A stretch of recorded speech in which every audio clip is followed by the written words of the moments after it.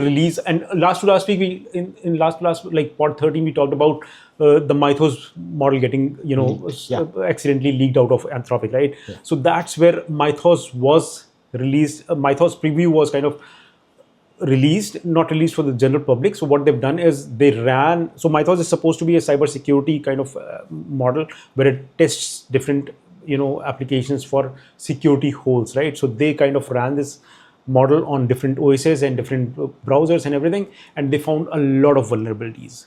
Vulnerabilities that have existed for last 20-25 years were never discovered, were discovered by this model, right? So that's where they have not done a public release for this model. They have opened this, so they've created a coalition called Glasswing, where they've brought in 45 major companies that have got software across different verticals, and they've exposed Mythos to them, so they could figure out vulnerabilities in their software. They can patch it before Mythos is released publicly. Yeah. That's what my read is. That's what has been stated currently. But there is so much chatter going on around in Twitter around this. But yeah, that's what Glasswing project is. There was not a documentary, but a couple of videos were released of multiple CEOs and seasoned engineers, their experience after using Mythos. So the CEO of Anthropic, when he was asked why is Mythos so incredibly good at fixing bugs and finding vulnerabilities, he just said that they were working on the best model they could, and that's the process of learning, right? You get better at everything. That's the best at fixing things. Well, absolutely. I mean, it seems like Mythos is a step change in coding models. Yeah. It seems like it's in a 10 trillion kind of parameters kind of model bracket, right? So that's where although nobody else has tested, it's just that Anthropic is talking about and they leaked some documents around it, but they are seeing that there is a step function change, which is where such chaos could happen, which is why they're holding it back right now. But then this could also be a strategy for them to kind of publicize it a little bit, because that's what the chatter on the Twitter is, that they're not releasing it to the people, and there are lots of technical people who are coming out and saying the kind of vulnerabilities that it found could be found with very small models as well, and if you the kind of prompt that if you change some prompts, you could achieve the same results.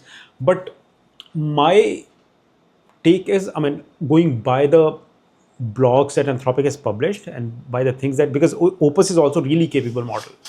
If you prompt it correctly in the sense that if you point it to look at something in right directions, then it could probably also find those vulnerabilities. But the point with Mythos is they let it loose without pointing it to any specific thing to look around for, right?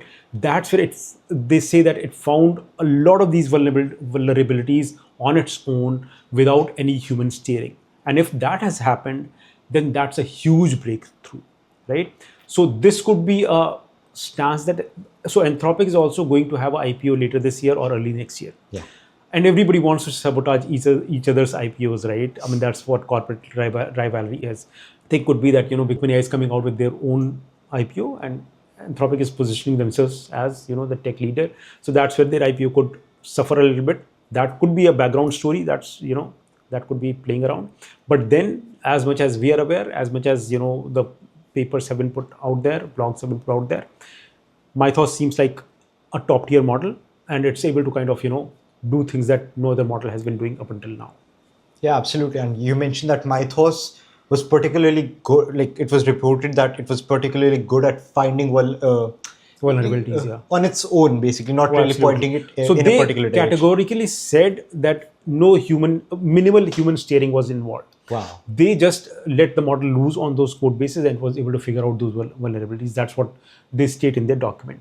And if that's the case, then obviously this is mind-blowing, and so a lot of people are debating, it should have been out there in the open, everybody should have been given the access.